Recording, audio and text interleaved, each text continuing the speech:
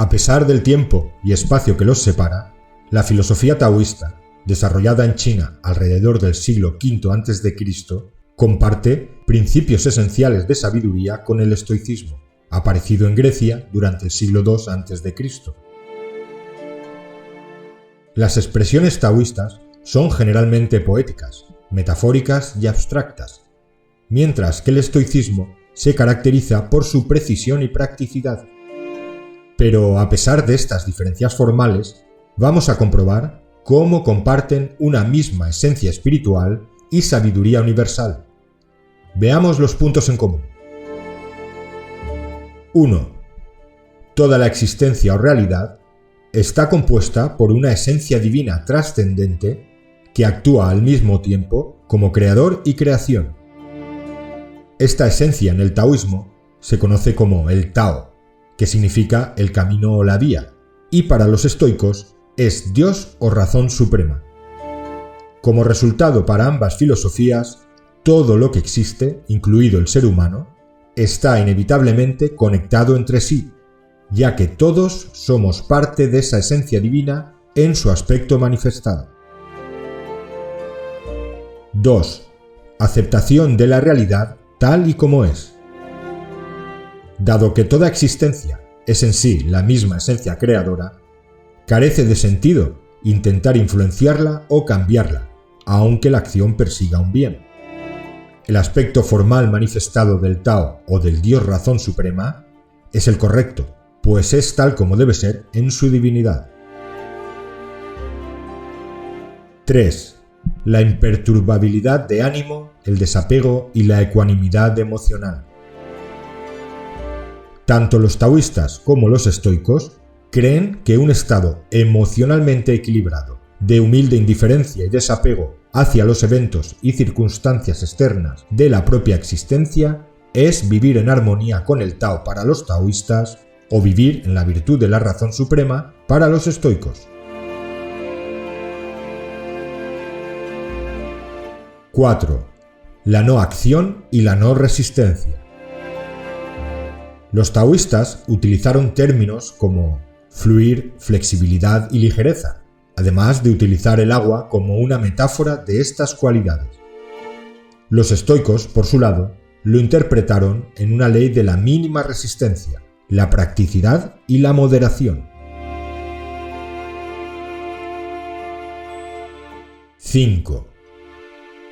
El ideal a alcanzar es vivir en armonía de acuerdo a la propia naturaleza interna, con un profundo respeto hacia la esencia y naturaleza de los demás seres y cosas, pues todo es y actúa según su propia naturaleza, que en último término es esencia divina. La diferencia más notable, fuera de lo formal y cultural, la encontramos en que mientras que el taoísmo enseña armonía interna a través de la adaptación flexible, espontánea y sin esfuerzo, el estoicismo se apoya en el autocontrol, la voluntad, la perseverancia y la autodisciplina, enfocándose en aquello que se puede controlar.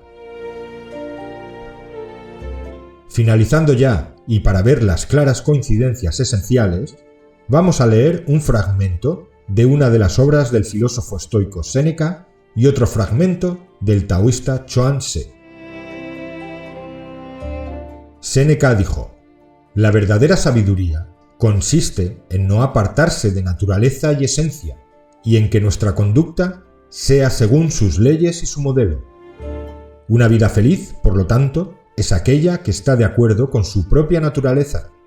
Pero esta vida feliz no puede ser llevada a cabo a menos que, en primer lugar, la mente esté sana y permanezca así sin interrupción, y luego sea audaz y vigorosa, soportando todas las cosas con el más admirable coraje, adecuado a los tiempos en que vive, cuidadoso del cuerpo y sus pertenencias, pero no problemáticamente cuidadoso.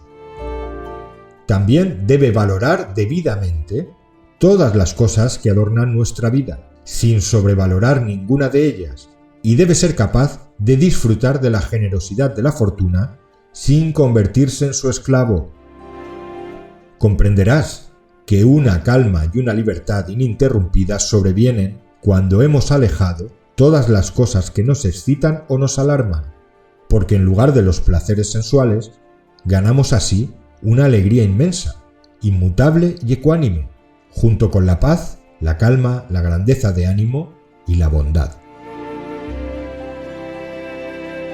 Chuang-Tzu dijo: el hombre en el cual el Tao actúa sin impedimento no daña a ningún otro ser con sus actos, y aun así no se considera bondadoso o manso.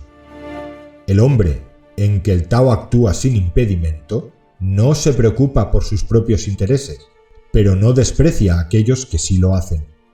No lucha por ganar dinero, pero no convierte en virtud la pobreza. Sigue su camino sin apoyarse en los demás, pero no se enorgullece de andar solo. No sigue a la muchedumbre, pero no se queja de aquellos que lo hacen. El rango y la recompensa no lo atraen. La desgracia y la vergüenza no lo desaniman. No está buscando constantemente el bien y el mal, decidiendo continuamente sí o no. Los antiguos decían, por tanto, el hombre del Tao permanece en el anonimato. La virtud perfecta no produce nada. No ser es ser de verdad, y el más grande entre los hombres es nadie.